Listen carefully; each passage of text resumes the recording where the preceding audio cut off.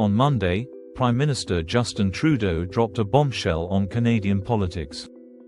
At the age of 53, after nearly a decade in office, he announced his resignation, both as Prime Minister and as the leader of the Liberal Party.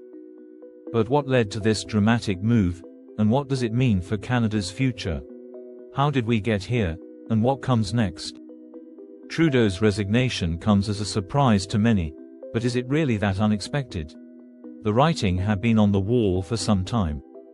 After almost 11 years at the helm of the Liberal Party, 9 of which were spent as Prime Minister, his leadership has been under growing scrutiny. Was Trudeau finally choosing to step down before he was forced out, ahead of a general election expected later this year?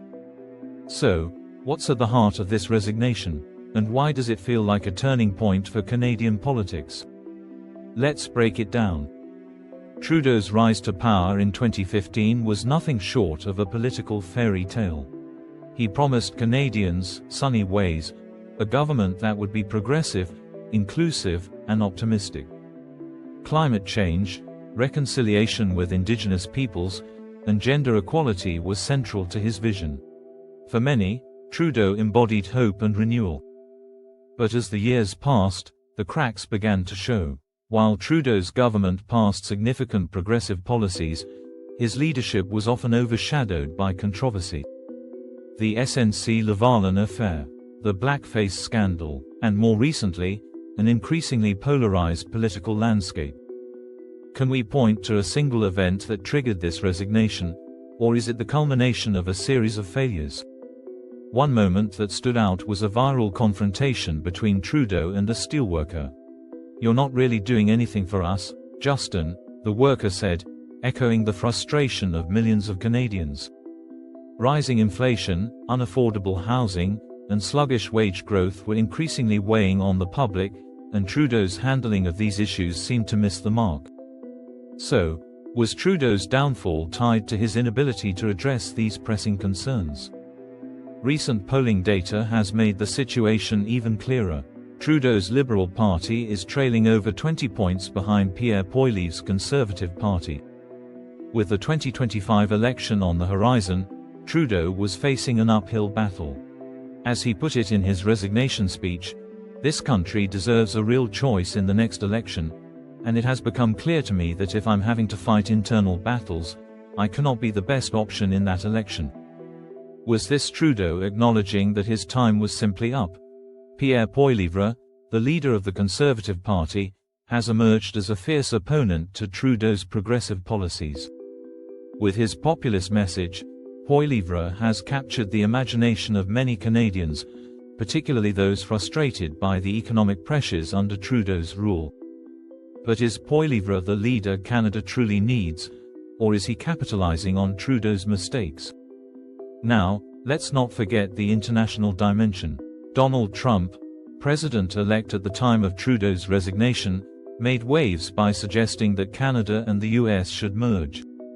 While this is clearly a provocative statement, it reflects a broader conversation about Canada's role on the global stage and its relationship with the United States. Could Trudeau's resignation be a sign that Canada needs to rethink its political identity, especially as the country faces external pressures from global powers? Back in Canada, the resignation raises another important question: who will take Trudeau's place? As the Liberal Party prepares for a leadership race, names like Chrystia Freeland, Canada's former Deputy Prime Minister, are already being discussed. Freeland's experience in both the public and private sectors, and her ability to navigate the global economic landscape, make her a formidable contender. But will she be able to unite a divided Liberal Party and restore Canadians' faith in the government? Could Carney, with his economic expertise, be the solution to the country's growing fiscal challenges? Or will the next Liberal leader need to offer more than just economic policy to win back voters? Freeland or Carney, each brings a different set of strengths to the table. But here's the million-dollar question. Can either of them rekindle the spirit of hope and optimism that Trudeau once promised? Or are Canadians simply ready for a change? As the Liberal Party prepares to select its new leader, Canada's future remains uncertain. The party is fractured, the country's political landscape is shifting, and the electorate is eager for change. What does the future hold for Canada, and how will the next leader navigate the challenges ahead? Trudeau's resignation is more than just the end of an era. It's a moment of reckoning for Canadian politics. With the election fast approaching, who will step up to lead Canada into its next chapter? And will they be able to bridge the divide and restore Canadians' trust in the government? Poilev's Conservative Party is already on the rise, but is his brand of politics the right direction for Canada? Or is the country looking for something different, something that transcends the partisan divides and offers a vision of unity and hope? One thing is clear: Canada is at a crossroads. The decisions made in the coming months will determine the country's future for years to come. Trudeau's resignation has set the stage for a political battle unlike any we've seen before. So, what do you think? Who should lead Canada into its next chapter? Is the country ready for a new vision, or will the old guard make a comeback? Let us know your thoughts in the comments below.